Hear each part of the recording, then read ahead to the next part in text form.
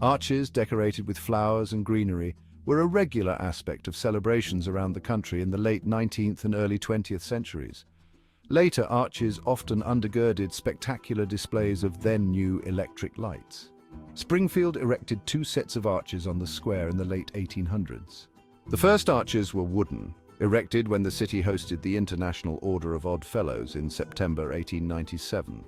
They then were dismantled, but the success of the wooden versions prompted the city to begin talking about a permanent set of arches.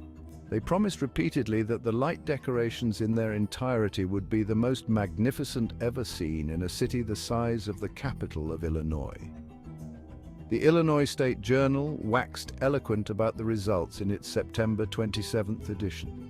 There will be no controversy over the statement that the four double steel arches on the courthouse square, edged in white incandescence and glorified with clusters of colored lights, were the logical centerpieces of the whole scheme of illumination.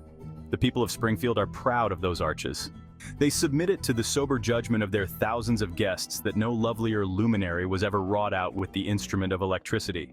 At first, the arches were illuminated every Saturday night. For most of the next 2 decades, however, lighting was restricted to during State Fair Week and for major conventions and other special events. In between times, though, complaints about the arches began to mount. As early as 1910, one alderman suggested the arches be removed. That led to this backhanded defense of the arches from the Journal. It is true that the arches are not artistic creations, that they loom unpleasantly, except when decorated with lights, and that they offend some persons whose delicate sense of the beautiful cannot become reconciled to big steel bows and crossbars.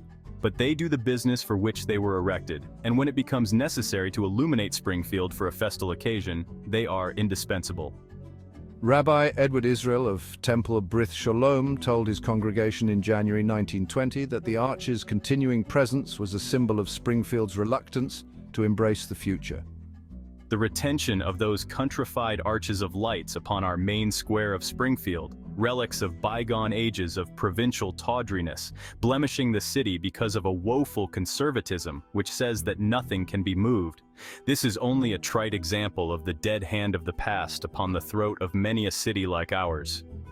In 1920, the Springfield Chamber of Commerce made demolition of the arches a priority. The Chamber was leading a city beautification drive, and a new street lighting system was in planning stages. The Chamber's position was that the arches could not be defended either on the ground of utility or beauty.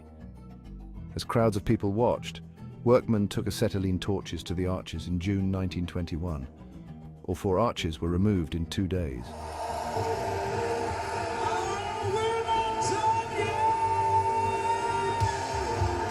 It wasn't until the 21st century that the city sought to honor its past, without being weighed down by it, by erecting the Silvaggio Historic Arches at Edwin Watts Southwind Park. These smaller, modern arches, with their nightly light shows, serve as a delicate reminder of Springfield's past, one that nods to its history while celebrating the progress that followed.